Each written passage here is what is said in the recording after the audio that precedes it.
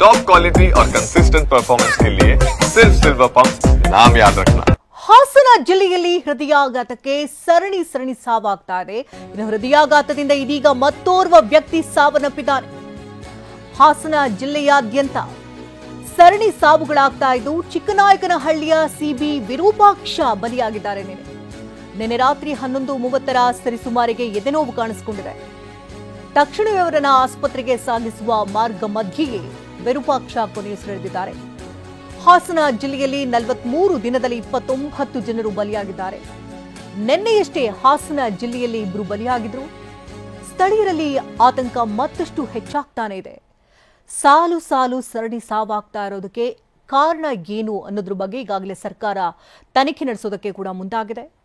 ಈ ಬೆನ್ನಲ್ಲೇ ಜನರು ಕೂಡ ಆತಂಕಕ್ಕೆ ಒಳಗಾಗಿದ್ದಾರೆ. ಪ್ರತಿನಿತ್ಯವೂ ಕೂಡ ಸಾವಾಗ್ತಾ ಇದೆ. ಕಳೆದ 2 ತಿಂಗಳಲ್ಲಿ ಬರೋಬ್ಬರಿ 29ಕ್ಕೂ ಹೆಚ್ಚು ಸಾವಾಗ್ತಾ ಇರೋದ್ರಿಂದಾಗಿ ಆಘಾತಕ್ಕೆ ಒಳಗಾಗ್ತಾ ಇದ್ದಾರೆ ಜನರು ಕೂಡ. ಇದೀಗ ನಿನ್ನೆಯಷ್ಟೇ ಚಿಕ್ಕನಾಯಕನಹಳ್ಳಿಯ ಸಿಬಿ ವಿರೂಪಾಕ್ಷ ಹೃದಯಾಘಾತಕ್ಕೆ ಬಲಿಯಾಗಿದ್ದಾರೆ. ರಾತ್ರಿ ಸರಿಸುಮಾರು 11:30 ಸಮಯದಲ್ಲಿ ಎದೆನೋವು ಕಾಣಿಸಿಕೊಂಡಿದ್ದೆ. ತಕ್ಷಣವೇ ಅವರ ಕುಟುಂಬಸ್ಥರಿಗೆ ತಿಳಿಸಿದ್ದಾರೆ. ಅವರನ್ನು ಆಸ್ಪತ್ರೆಗೆ ಸಾಗಿಸುವಂತಹ ಮಾರ್ಗ ಮಧ್ಯೆಯೇ ಅವರು ಕೊನೆಯುಸಿರೆಳೆದಿದ್ದಾರೆ. ಈ ಮೂಲಕವಾಗಿ ಹಾಸನ ಜಿಲ್ಲೆಯಲ್ಲಿ ಕಳೆದ 43 ದಿನದಲ್ಲಿ 29 ಜನರು ಬಲಿಯಾಗಿದ್ದಾರೆ. ನಿನ್ನೆಯಷ್ಟೇ ಹಾಸನ ಜಿಲ್ಲೆಯಲ್ಲಿ 2 ಬಲಿಯಾಗಿದ್ರು. ಇದೀಗ ಮಧ್ಯರಾತ್ರಿ ಮತ್ತೋರ್ವ ವ್ಯಕ್ತಿ ವಿರೂಪಾಕ್ಷ ಬಲಿಯಾಗಿದ್ದಾರೆ. ಇನ್ನು ವಯೋಸಹಜ ಕಾಯಿಲೆ ಇತ್ತ ಅಥವಾ ಅವರ ಹೆಲ್ತ್ ಹಿಸ್ಟ್ರಿ ಏನಿದೆ ಅನ್ನೋದ್ರ ಬಗ್ಗೆ ಇನ್ನಷ್ಟೇ ಮಾಹಿತಿಗಳು ಲಭ್ಯವಾಗಬೇಕಾಗಿದೆ. ಸಹಜವಾಗಿ ಇಲ್ಲಿ ದೃಶ್ಯಗಳಲ್ಲಿ ನೋಡೋದಾದ್ರೆ ಇವರಿಗೆ ವಯಸ್ಸಾದಂತೆ ಕಾಣ್ತಾ ಇದೆ.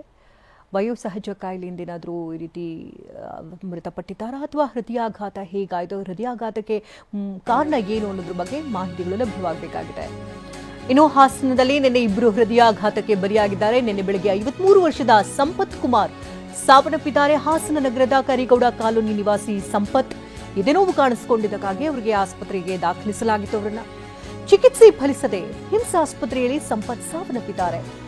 ಹಾಸನ ತಾಲೂಕಿನ ಮುಟ್ನಳ್ಳಿಯ ಸಣ್ಣಪ್ಪ ಶೆಟ್ಟಿ 52 ವರ್ಷ ಅವರು ಕೂಡ ಸಾವನ್ನಪ್ಪಿದ್ದಾರೆ. ಎದೆನೋವಿನಿಂದ ಕುಸಿದು ಬಿದ್ದು ಮನೆ ಮುಂದೆಯೇ ಅವರು ಸಾವಾಗಿದೆ.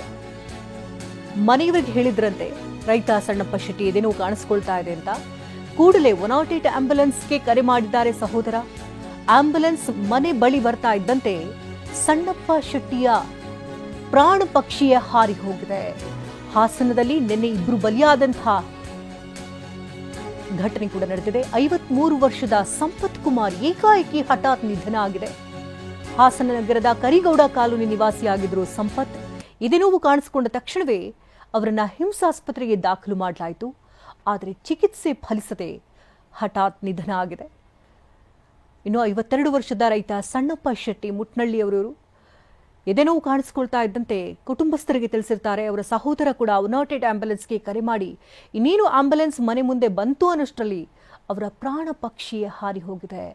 ಹಾಗಾಗಿ ಇಡೀ ಕುಟುಂಬಸ್ಥರಲ್ಲಿ ಒಂದು ರೀತಿ ಆತಂಕ ಶುರುವಾಗಿದೆ. ಯಾವ ಕ್ಷಣದಲ್ಲಿ ಏನಾಗುತ್ತೋ ಅನ್ನುವಂಥ ಭಯ ಆವರಿಸ್ತಾ ಇದೆ. ಹಾಸನ ಜಿಲ್ಲೆಯಾದ್ಯಂತ ಜನರು ಭಯಭೀತರಾಗಿದ್ದಾರೆ. ಯಾಕೆ ಈ ರೀತಿ ಸಾಲು ಸಾವಾಗ್ತಾ ಇದೆ, ಹೃದಯಾಘಾತ ಯಾಕಾಗ್ತಾ ಇದೆ, ಅದಕ್ಕೆ ನಿಖರ ಕಾರಣ ಏನು, ಇನ್ನು ಹೆಲ್ತ್ ಹಿಸ್ಟ್ರಿ ಏನಿದೆ, ಅವರ ಫ್ಯಾಮಿಲಿ ಹಿಸ್ಟ್ರಿ ಏನಿದೆ, ಇದೆಲ್ಲದ್ರ ಬಗ್ಗೆ ಕೂಡ ಸರ್ಕಾರ ಈಗ ಗಮನ ಹರಿಸ್ತಾ ಇದೆ. ಈಗಾಗಲೇ 29 ಸಾವಾಗಿರೋದ್ರಿಂದಾಗಿ ಆ ಸಾವಿಗೆ ನಿಖರ ಕಾರಣ ಏನು, ಹೃದಯಾಘಾತವೇ ಮೂಲ ಕಾರಣನಾ ಅಥವಾ ಹೆಲ್ತ್ ಹಿಸ್ಟ್ರಿ ಏನಾದರೂ ಇದೆಯಾ, ಬೇರೆ ರೋಗಗಳೇನಾದರೂ ಇತ್ತಾ ಅಥವಾ ಟ್ಯಾಬ್ಲೆಟ್ಸ್ಗಳೇನಾದರೂ ತಗೊಳ್ತಾ ಇದ್ರಾ ಅಥವಾ ಟೆನ್ಷನ್ಸ್ ಏನಾದರೂ ಇತ್ತಾ, ಈ ಎಲ್ಲದರ ಬಗ್ಗೆ ಕೂಡ ಗಮನವನ್ನು ಹರಿಸಲಾಗ್ತಾ ಇದೆ.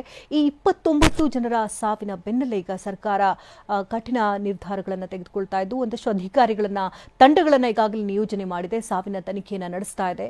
ಆದರೆ ಸಾಲು ಸಾವಾಗ್ತಾ ಇರೋದು ದೃಶ್ಯಗಳಲ್ಲಿ ನೋಡ್ತಾ ಇರಬಹುದು. ಇಂದು ಬೆಳಗ್ಗೆ ಸಾವನ್ನಪ್ಪಿದಂತಹ ಘಟನೆ ಕೂಡ ನಡೆದಿತ್ತು. ಇನ್ನು ಸಿಬಿ ವಿರೂಪಾಕ್ಷ ಅವರು ಬಲಿಯಾಗಿದ್ದಂತಹ ನಿನ್ನೆ 11:30 ಸರಿಸುಮಾರಿನಲ್ಲಿ ಹೃದಯಾಘಾತ ಸಂಭವಿಸಿ ಅವರು ಸಾವನ್ನಪ್ಪಿದ್ರು.